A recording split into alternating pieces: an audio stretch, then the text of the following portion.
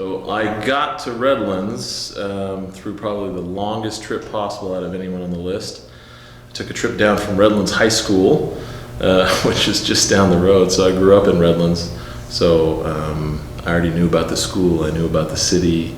I knew that I wanted to pursue the things that the school offered, like academics and sports. It was a great opportunity to coach Jon Allen. I knew that Jon would be a premier example of how we wanted an athlete to conduct himself around campus.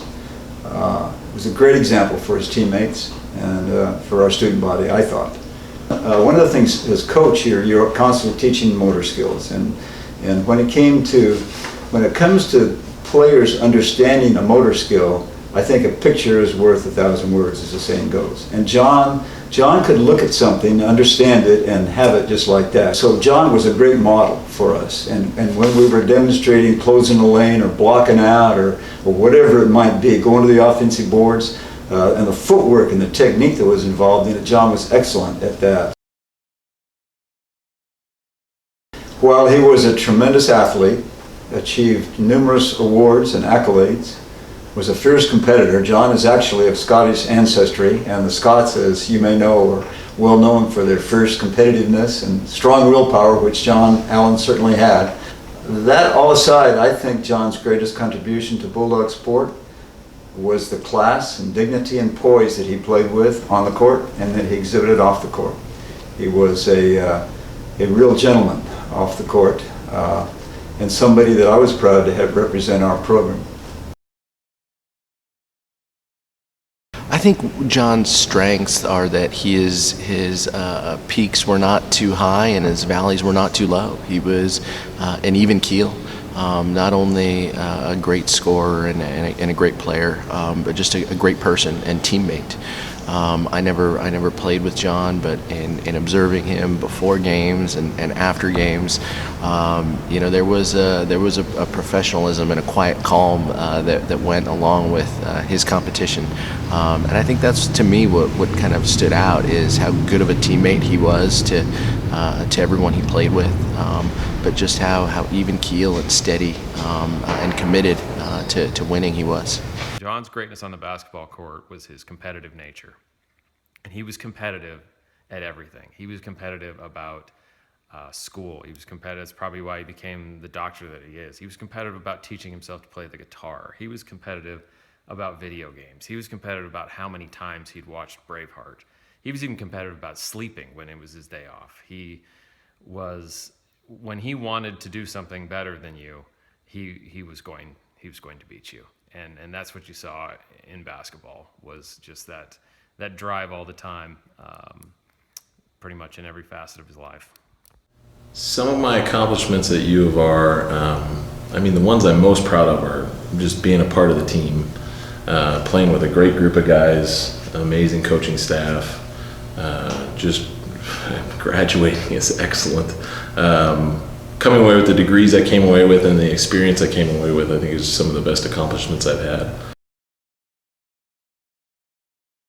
I was trying to think about my favorite part about playing with Jon, and the thing that kept coming back to me was just the passes. Playing with Jon, he was known for scoring, obviously. He was dominant inside, rebounding, but when you played with him, the passes that you got from Jon were completely different than any other player. They hit you, they were always on the money, and they came about 35% faster than anybody else's passes. One would be certainly his thunderous dunks that brought the house down in Courier. He could really put it in the floor from the 10-foot rim. And Courier can get pretty rocking, as you know. We had some big crowds, and Jon really did create a rocking atmosphere in Courier with that. We got a lot of favorite memories of Jon Allen in this gym competing, but this is still my favorite location, sitting right here. I think back to the Lee Fulmer tournaments that were played and how loud and rowdy the crowds were, and I think about how much how Jon loved that. I think those are the memories that I have about cheering for Bulldog basketball. But I think there's also the personal side as well. I don't think I've ever met anybody who sleeps longer than Jon Allen. It's more like a hibernation than it is a sleep. But just, day in and day out, the positive outlook, the commitment to family and faith and community that he had is really what stands apart. So Coach Smith ran a tight ship. No chit chat, no talking, no whispering, none of that. Blows the whistle. You got to be in the right spot. Toes on the line.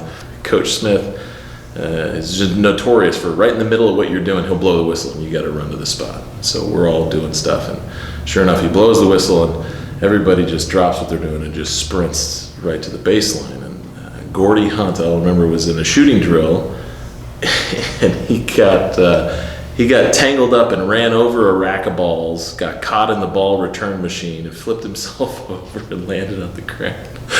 And even Coach Smith started laughing at that one. So that one's always stuck with me.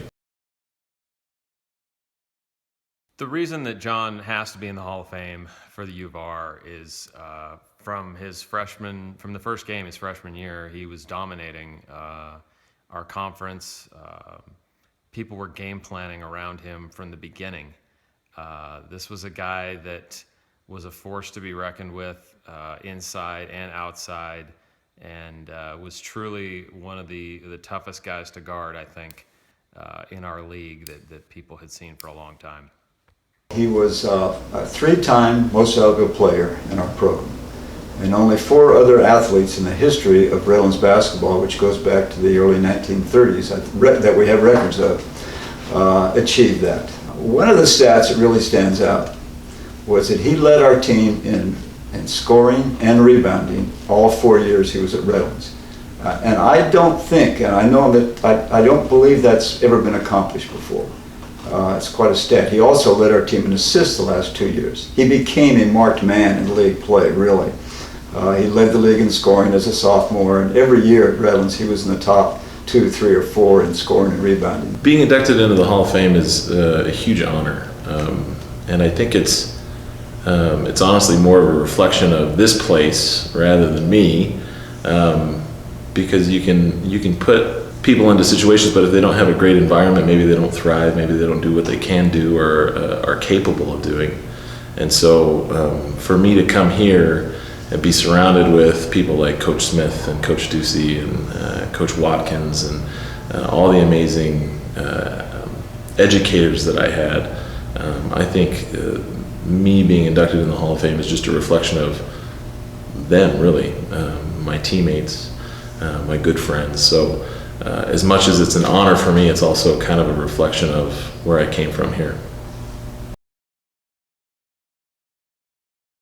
Big man, congratulations on your Hall of Fame induction. I'm sure right now you're thinking about all the ways you couldn't have done it without me, which is true, but take a moment to think about all the things that you did to make this happen as well, okay? Proud of you, buddy. Congratulations, Jon. This is well-deserved. You'll always be grande to me, but occasionally I'll call you Dr. Allen or Jon. But congratulations, grande. Congratulations, Dr. Jon Allen, on all of your accomplishments here at the University of Redlands. And a particular thank you for the magnificent contribution you made to our basketball program, to our student body as a whole, and to the university community. Ladies and gentlemen, Hall of Fame inductee Jon Allen. Presenting Jon's award is Gary Smith, head men's basketball coach during Jon's career.